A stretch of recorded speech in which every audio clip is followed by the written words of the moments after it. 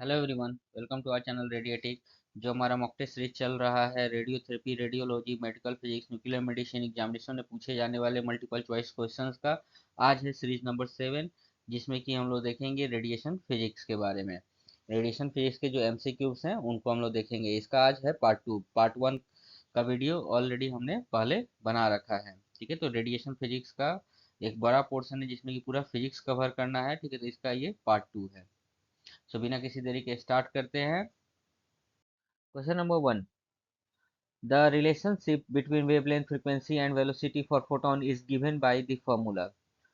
इन option में से किस फॉर्मूला में जो रिलेशनशिप है वेवलेंथ फ्रीक्वेंसी एंड वेलोसिटी का वो बता रहा है फोटोन के लिए। तो ऑप्शन है हमारे पास A is equals to h nu, B is equals to h c by lambda, C is equals to nu lambda, D A is equals to minus lambda n. किस फॉर्मूला में relationship है wavelength frequency and velocity का? इसका सही answer क्या होगा? तो जो वेवलेंथ होता है वो फ्रीक्वेंसी के इन्वर्सली प्रोपोर्शनल होता है। यानी कि अगर हम लोग फ्रीक्वेंसी किसी भी पार्टिकल का इंक्रीज कर रहे हैं या किसी पार्टिकल की फ्रीक्वेंसी को इंक्रीज करेंगे, ठीक है, तो उसका वेवलेंथ जो होगा वो डिक्रीज होगा। ठीक है, तो इसलिए वेवलेंथ जो है वो फ्रीक्वेंसी के इन्वर्सली प्रोपोर्शनल होता है। तो इसका सही आंसर क्या होगा? इन ऑप्शन में से कौन सा ऑप्शन रिलेशनशिप बता रहा है वेवलेंथ फ्रीक्वेंसी एंड वेलोसिटी का फॉर फोटॉन्स? तो इसका सही आंसर होगा option C, C is equals to nu lambda, जहाँ पे सी क्या है? Velocity of light. ठीक है, तो सी वेलोसिटी ऑफ लाइट कितना होता है? 3 × 10⁸ मीटर पर सेकेंड। तो सी इक्वल्स टू क्या हो जाएगा? Lambda new. लेमडा क्या है? वेवलेंथ। न्यू क्या होती है? Frequency. Question number 2, meson is composed of. Meson किससे मिलकर के बना है? ऑप्शन है हमारे पास।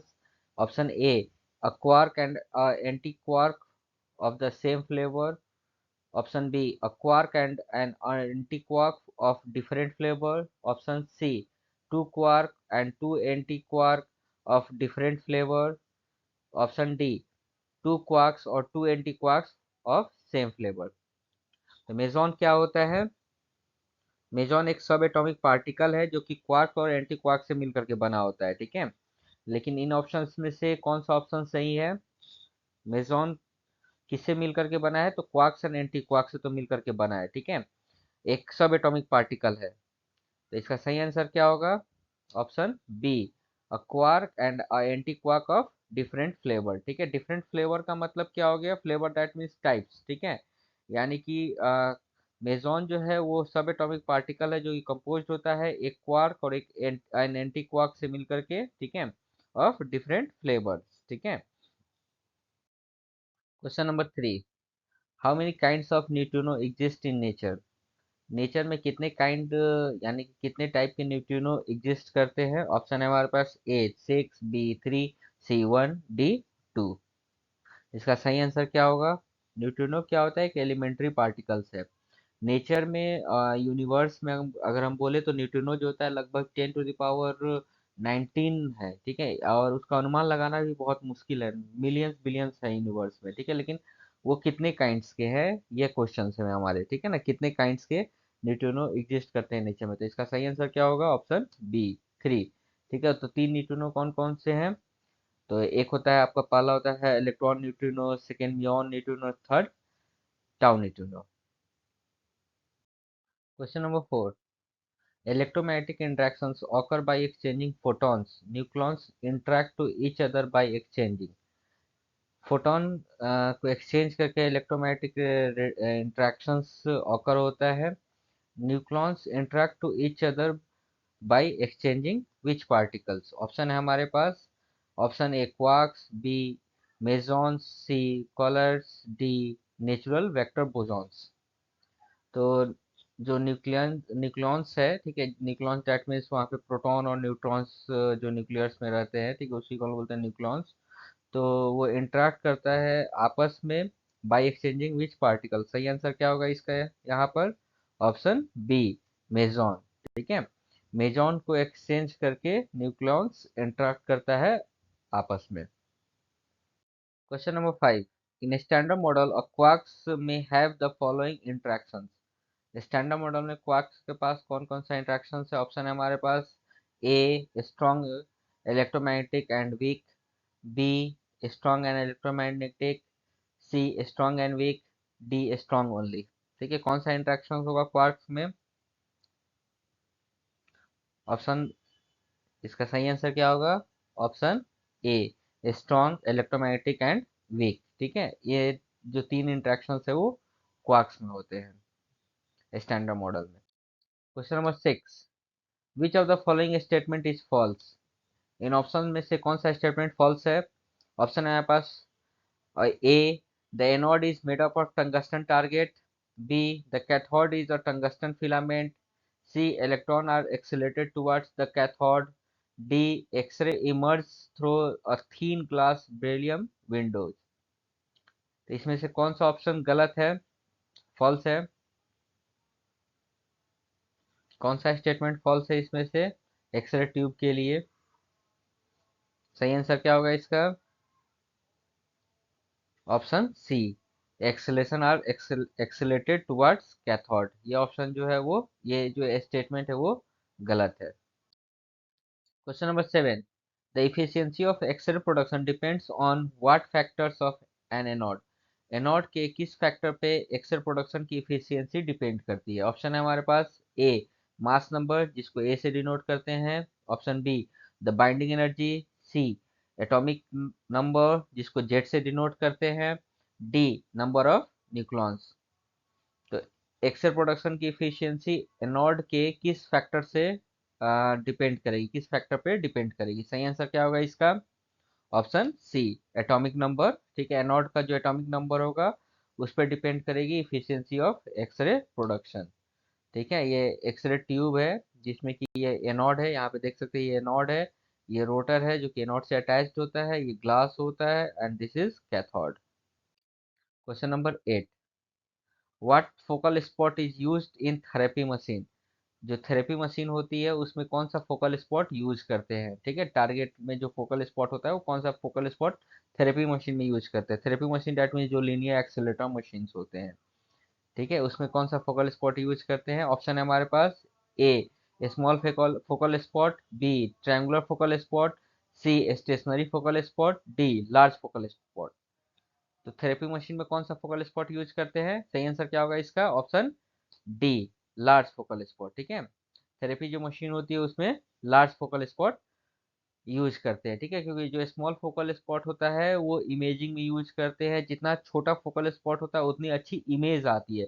लेकिन थेरेपी में क्या है, वहाँ पे इमेजिंग नहीं करनी, वहाँ पे ट्रीटमेंट करना है। ठीक है, हाई एनर्जी एक्सरे बीम होता है। ठीक है, तो वहाँ पे हम लोग लार्ज फोकल स्पॉट यूज करते हैं। Question number 9, what is the target angle in therapy machine? Therapy machine में जो टारगेट एंगल होता है वो कितने से कितने डिग्री के रेंज के बीच में होता है? ऑप्शन है हमारे पास A, 6 to 17 degree. B, 15 to 30 degree. C, 0.1 to 2 mm। D, 5 to 7 mm। Therapy machine का जो टारगेट एंगल है वो कितने पे होना चाहिए? ठीक है, तो उसका जो रेंज है वो कितना है? Therapy machine that means linear accelerator. ठीक है, ये सब टाइप है जिसमें कि high energy x-ray beam produce होता है। इसका सही आंसर क्या होगा? Option B, 15 to 30 degree. जो थेरेपी मशीन होती है उसमें जो टारगेट एंगल होता है वो कितना होता है? 15 से 30 डिग्री तक का होता है। ठीक है, देखिए यहाँ पे जो है ये इलेक्ट्रॉन है, इलेक्ट्रॉन इंटरेक्ट करेगा टारगेट मटेरियल पे। ठीक है, तो जो टारगेट का एंगल होता है वो कितना होता है? 15 से 30 डिग्री के बीच में होता है थेरेपी में। Question number 10, what are the two mechanism by which x-ray are produced? कौन सा दो मैकेनिज्म है जिससे कि एक्सरे प्रोड्यूस होता है? ऑप्शन है हमारे पास A, coherent scattering and photoelectric effect. B, bremsstrahlung and characteristics. D, C, Compton effect and pair production. D, annihilation radiation and photon disintegration या फोटो डिसइंटीग्रेशन। सही आंसर क्या होगा इसका? कौन सा दो मैकेनिज्म है जिसके जो एक्सरे को प्रोड्यूस करता है या एक्सरे जिसके थ्रू प्रोड्यूस्ड होता है? तो ऑप्शन बी, इसका सही आंसर क्या होगा? Option B, bremsstrahlung and characteristics. ठीक है, ये दो टाइप का ही प्रोडक्शन होता है एक्सरे में। ठीक है, एक ब्रह्मस्लंग होता है, दूसरा कैरेक्टरिस्टिक्स होता है, जिसको हम लोग ब्रह्मस्लंग एक्सरे भी बोलते हैं, कैरेक्टरिस्टिक्स एक्सरे भी बोलते हैं। ब्रह्मस्लंग को हम लोग ब्रेकिंग ऑफ एक्सरे भी बोलते हैं। Question number 11, which type of target is used by mega voltage x-ray tube accelerator.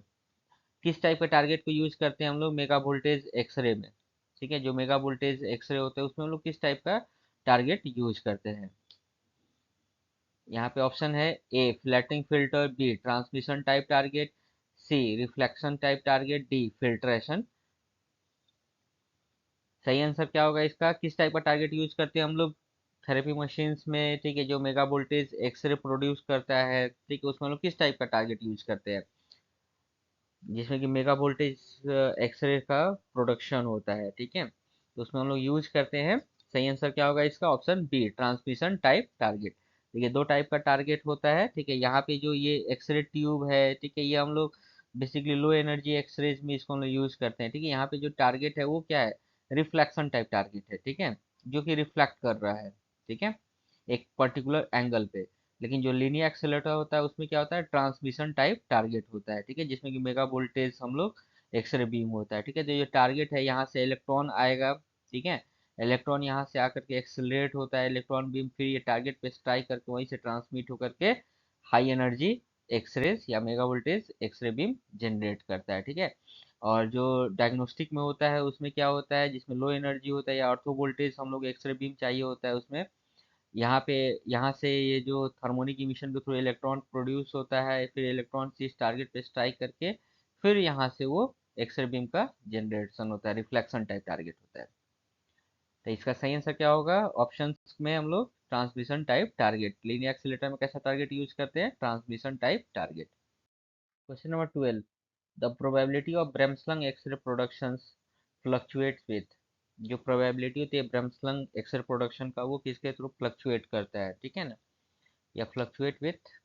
Option है हमारे पास A the first power of atomic number, B atomic mass to A2 of the target materials, C atomic number to Z2 of target materials, D voltage applied to the tube। ठीक है, तो जो probability होती है ब्रेमस्लंग x ray production का किसके through fluctuate होगा, ठीक है, फ्लक्चुएट विथ विच ऑप्शंस। सही आंसर क्या होगा इसका, option B atomic mass A2, that means to A2 of target material. ठीक है, यानी कि जो टारगेट मटेरियल का एटॉमिक मास 2 होगा, ठीक है, उसके थ्रू ये प्रोडक्शन जो ब्रेमस्लंग का है, वो ब्रेमस्लंग एक्सरे का जो प्रोडक्शन है वो फ्लक्चुएट होगा। Question number 13, which of the following is the result of removing an orbital electrons in KLM shells by direct hit of an incoming electron. जब इलेक्ट्रॉन आता है, ठीक है, के एल एम सेल से interact करेगा, ठीक है, तो उसमें से जो उसके इलेक्ट्रॉन्स है उसको, ऑर्बिटल इलेक्ट्रॉन्स है उसको रिमूव करता है। उस प्रोसेस को हम लोग क्या बोलते हैं। ठीक है, ऑप्शन है हमारे पास A photoelectric effect, B characteristics X ray, C bremsstrahlung X ray, D Compton effect. That means ये एक ऑर्बिटल इलेक्ट्रॉन्स हैं जो कि के एल एम सेल पे हैं। जो एक इलेक्ट्रॉन्स बाहरी एक electrons incoming electrons direct hit करेगा के सेल, एल सेल और एम सेल को, ठीक है, किसी एक सेल को, वहां से जो ऑर्बिटल इलेक्ट्रॉन्स है उनको वहां से वो रिमूव करता है। तो उस प्रोसेस को हम लोग क्या बोलेंगे, ऑप्शन बी कैरेटेटिक्स एक्सरे। ठीक है, कैरेटेटिक्स एक्सरे का भी प्रोडक्शन इसी प्रोसेस के थ्रू होता है। ठीक है, जब incoming electrons direct hit on के एल एम सेल्स, ठीक है, के एल और एम सेल पे जब इंटरेक्ट करके वहाँ के ऑर्बिटल इलेक्ट्रॉन्स को रिमूव करता है। ठीक है, फिर वो रिमूव करने के बाद से डेट मीन्स वो हायर एक्साइटिंग स्टेट पे चले जाते हैं, फिर वो अपने जब ग्राउंड स्टेट पे आते हैं, या फिर अपने जब ऑर्बिटल्स इलेक्ट्रॉन जो होते हैं अपने सेल में आएंगे, उस समय में जो एक्सरे प्रोडक्शन होते हैं उसी को हम लोग बोलते हैं characteristics X ray. Question number 14, the two type of filtration on an X ray machine are. X ray machine में दो टाइप का फिल्ट्रेशन कौन कौन है। ऑप्शन है हमारे पास A added and filtering filter, B added and magnetrons, C inherent and added, D inherent and HVL. कौन दो टाइप का फिल्ट्रेशन जो होता है वो एक्सरे मशीन में होता है। सही आंसर क्या होगा इसका, option C inherent and added. ठीक है, ये दो टाइप का फिल्ट्रेशन है जो कि एक्सरे मशीन में होता है। Question number 15, inherent filtration refers to, inherent filtration क्या होता है? ऑप्शन है हमारे पास A, the absorption of photons through a filter placed externally to the tube, B, the absorption of photons through the target glass wall of the tubes और a thin beryllium windows, C, the placement of flattening filters in the beam path, D, shielding against leakage radiations. Inherent filtrations क्या होता है? सही answer क्या होगा इसका? Option B, the absorption of photon through the target glass walls of the tubes और a thin बेलियम Windows, ठीक है, जो है फोटोन होगा, ठीक है, वो जो टारगेट से निकल रहे हैं फोटॉन्स, ठीक है, वो एब्जॉर्ब हो रहे हैं टारगेट ग्लास वॉल्स और ट्यूब्स या फिर थील बेलियम विंडोज को, उसको हम लोग बोलते हैं inherent filtrations. Question number 16, as a filtration increase the X ray beam has, ठीक, जब हम लोग फिल्ट्रेशन इंक्रीज करेंगे तो एक्सरे बीम में क्या होगा? ऑप्शन है हमारे पास A, high average energy and low lower penetrating powers, B, lower average energy and great penetrating powers, C, higher average energy and great penetrating powers, D, lower average energy and lower penetrating power. जब हम लोग filtration add करेंगे, ठीक है, या फिर filtration increase करेंगे X ray beam में, तब क्या होगा? सही आंसर क्या होगा इसका? C, high average energy and great penetrating power, ठीक है, जितना हम लोग फिल्ट्रेशन ऐड करते जाएंगे, ठीक है ना, इंक्रीज करेंगे, तो तब क्या होगा एक्सरे बीम में? उसकी जो एवरेज एनर्जी होगी वो हायर हो जाएगी और पेनिट्रेटिंग पावर भी उसके अच्छे हो जाएंगी, greater the penetrating power. Question number 17, the formula to approximate the mean और average energy of the photon is, in option में से कौन सा फॉर्मूला जो है वो अप्रोक्सीमेट बताता है द मीन और average energy of photons? Option है हमारे पास A, E is equals to h nu, B, E average equals to half E max, C, E average equal to 0.5 by half E max, D, E average equal to 1/3 E max. सही answer क्या होगा इसका? इन formula में से कौन सा ऐसा formula है जो कि एवरेज एनर्जी को अप्रोक्सीमेट बताता है फोटोन का? सही आंसर होगा इसका option D, E average equal to 1/3 E max, यानी कि जो फोटोन की एनर्जी होती है, एवरेज एनर्जी जो होती है वो मैक्सिमम एनर्जी की 1/3 होती है। Question number 18, what is exposure? Exposure क्या होता है? ऑप्शन है हमारे पास A, the transmission of radiation through the aids of the collimator block, B, used to bend the electron beam 90 or 270 degree from its original direction, c, measure of ionization produced per unit mass on air, d, the energy absorbed in material per unit mass। इसका सही answer क्या होगा? Exposure क्या होता है? What is exposure? तो exposure जो होता है वो होता है मेजर ऑफ आयोनाइजेशन जो कि प्रोड्यूस्ड होता है पर यूनिट मास ऑन एयर, ठीक है, तो इसका सही आंसर क्या होगा? Option C, measure of ionization produce per unit mass on air. Exposure को हम लोग कैपिटल एक्स से डिनोट करते हैं, that is equals to del Q by del M. Q क्या है? क्यू डेट मीन्स चार्ज, ठीक है, तो जो आयोनाइजेशन होगा उसको हम लोग क्यू कहेंगे, तो measure of Q and per unit mass, ठीक है, तो सो इसका यूनिट क्या हो जाएगा? Measuring unit coulomb by kg, यानी कूलम पर केजी, ठीक है, तो exposure equals to del Q by del M. Question number 19, which of the following part of X-ray tube contain the filament and focusing cup? X ray tube के किस part में filament और focusing cup होता है? Option है हमारे पास A, the anode, B, the cathode, C, the transformer, D, the rectifiers. किस पार्ट में, एक्सरे ट्यूब के किस पार्ट में, ठीक है, फिलामेंट एंड फोकसिंग कप होता है? सही आंसर क्या होगा इसका? ऑप्शन बी, कैथोड, ठीक है, कैथोड में क्या होता है? दिस इज द कैथोड, ठीक है, यहाँ पे देख सकते हैं ये कैथोड है, इसी में क्या होता है? ये कंटेन करता है फोकसिंग कैप एंड फिलामेंट, ठीक है, ये फिलामेंट है और ये फोकसिंग कैप है, ठीक है, ये कंटेन कौन करता है? कैथोड। फिलामेंट क्या होता है? फिलामेंट जो टंगस्टन मटेरियल का होता है, जहाँ से इलेक्ट्रॉन प्रोड्यूस्ड होता है।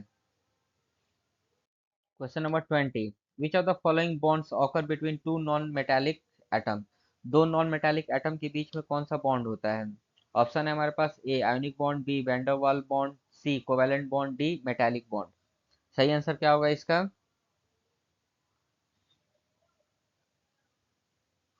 Option C covalent bond. ठीक है, तो जो कोवैलेंट बॉन्ड होता है वो दो नॉन मेटालिक एटम के बीच के बॉन्ड को हम लोग कोवैलेंट बॉन्ड कहते हैं। Thank you so much for watching. मिलते हैं हम लोग नेक्स्ट वीडियो में, जिसमें हम लोग रेडिएशन फिजिक्स के ही पार्ट 3 को देखेंगे।